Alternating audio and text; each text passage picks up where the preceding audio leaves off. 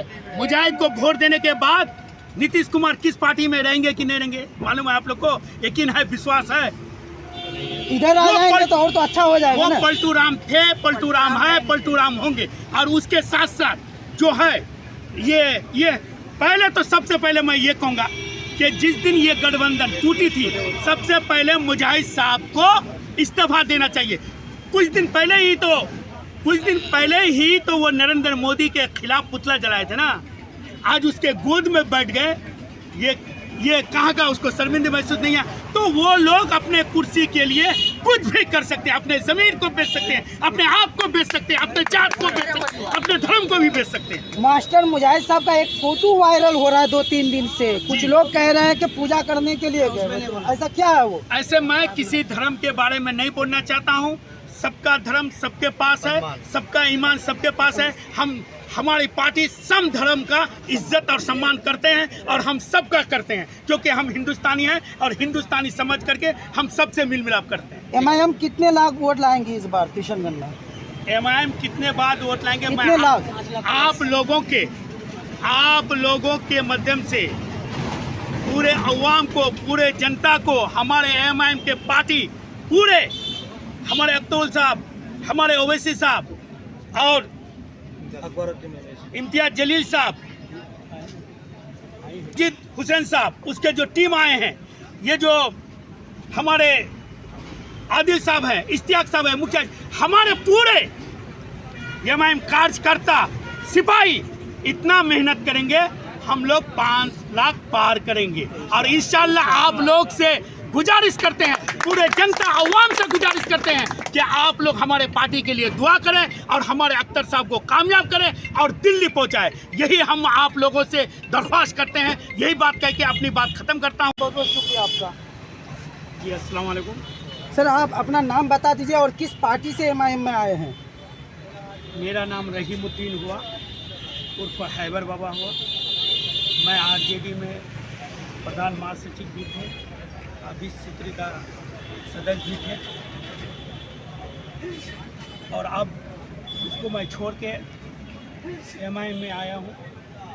इसलिए आया हूँ कि कांग्रेस पार्टी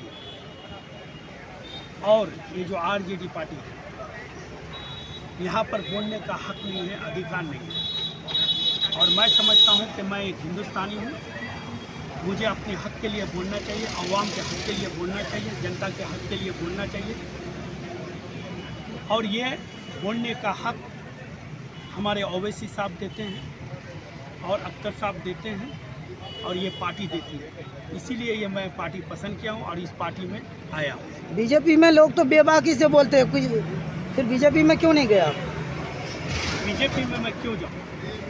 बीजेपी जब से आए हैं वो हमारे जो गंगा जमुना का तहजीब हिंदू मुस्लिम का, उसको ख़त्म किया है। और जो वो लोग वादा किए, आज जो हिंदुस्तान का हालात आप देख रहे हैं कि बीजेपी की वजह से क्या हो रहा है, और ये सब को देखते हुए हम अपने पार्टी में आए हैं। अब इस बार अपनी पार्टी अपनी ओर। सर, सवाल ये है कि आप जिस विधानसभा से आते हैं वो ठाकुरगंज है जी, पहले और अब में MIM में वहाँ कितना अंतर है, कितना फ़र्क दिख रहा है? बहुत फ़र्क है। उस बार तो लोग यही सोच रहे थे कि कांग्रेस का सरकार होगा और यही सोच के वोट दिए, और इस बार कोई बात है नहीं। क्यों बात नहीं है? लोग तो कह रहे हैं इस बार बदल रही है सरकार। अब ये आने वाला वक्त बताएंगे। अगर बदल जाते हैं तो बहुत अच्छी बात है। हम सेकुलर के साथ हैं। हमारे ओवैसी साहब कल भी थे, आज भी हैं, वो हक के लिए हैं। सर, पार्टी में कुछ लोग जुड़ रहे हैं और कुछ लोगों का कहना है कि बहुत जल्दी इन लोग फिर बाहर आ जाएंगे। हाँ, मतलब कुछ लोग जुड़ रहे हैं दूसरी पार्टी से जी, तो इसके बाद फिर बाहर चले जाएंगे, दूसरी पार्टी में भी जा सकते हैं। इसको लेकर लोगों का बात पे अगर ध्यान दीजिएगा आप लोग कि आए हैं और चले जाएंगे और आएंगे, ये सब ख्याली पोला है। और ये सब जो है जनता को गुमराह करने के लिए कुछ लोग, कुछ नेता बोलते हैं, अवाम और जनता तो नहीं बोलते हैं। सर 3 कैंडिडेट हैं, अख्तरुल ईमान साहब, मास्टर मुजाहिद साहब और डॉक्टर जावेद साहब। क्या लगता है कि तीनों में टक्कर होगा? कौन चीज़ का टक्कर होगा? आपने कांग्रेस का एमपी को देखा है, क्या किया उसने? राहुल गांधी साहब का इधर से दौरा हुआ, वो किस गरीब को पूछा, किस चौक चौराहे में गरीब का हालचाल पूछा, यहाँ के विकास के बारे में पूछा?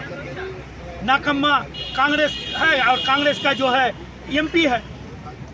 बीजेपी है ना सर, बीजेपी कौन चीज का है? ये जेडीयू प्लस बीजेपी से जो ये आप बीजेपी है दबंग कि कैंडिडेट है आरएसएस सर? है? कौन दबंग है? मुझे साहब को दबंग करते हैं? हाँ दबंग है, जमीन माफिया है, उसमें दबंग है। हाँ दबंग है, विकास के लिए नहीं है, अपने आप के लिए है, पैसा लूटने के लिए है। लोग तो कह रहे हैं बहुत विकास किए हैं कोचा क्या? दमन में। कोचा धामन में कौन सा सऊदी से जो है डेड बॉडी कोचा- लाते हैं मास्टर मुजाहिद जी। मास्टर मुजाहिद कौन डेड बॉडी लाए हैं? सऊदी आप से। पता किए हैं? सऊदी से लाने का अगर काम किया है वो अख्तरुल इमाम साहब किया है, एमआईएम पार्टी किया है, वो लाया है।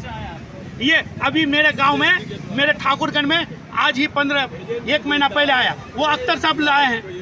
लोग तो अख्तर साहब को नहीं जानते हैं ना, जानते हैं मास्टर मुजाहिद को। क्या अरे मास्टर मुजाहिद को चंद ब्लॉक ही जानते हैं, किशनगंज ही जानते हैं, और हमारे अख्तरुल इमाम को पूरे हिंदुस्तान के लोग जानते हैं, पूरे हिंदुस्तान के पार्टी जानते हैं। कौन कहता है कि अख्तरुल इमाम को नहीं जानते हैं? जो ये कहता है वो बुज़दिल है, वो दुनिया देखा ही नहीं है। लोग शिकायत कर रहे हैं कि अख्तरुल ईमान साहब सिर्फ बोलते हैं, जमीन पर उसका कोई विकास नजर जमीन नहीं पे है। विकास नहीं है, जमीन पे उसका विकास नहीं है। कौन 200 करोड़ का, कौन विधायक 200 करोड़ का पुल बनाया आज तक? बताइए, बताइए 70 साल तक कौन 200 करोड़ का भी पुल बनाया है? अगर वो पुल बनाने का काम किया है तो वो अख्तरुल इमाम साहब किया है। कोचा धामन में हर रोड अगर है तो वो अख्तरुल इमाम का बना हुआ है। मुजाहिद साहब क्या किया है बोलिए तो? सर कुछ दिन पहले मुजाहिद साहब आप लोगों को बी टीम कर रहे थे, आए? आप कहाँ हैं? अच्छा बी टीम का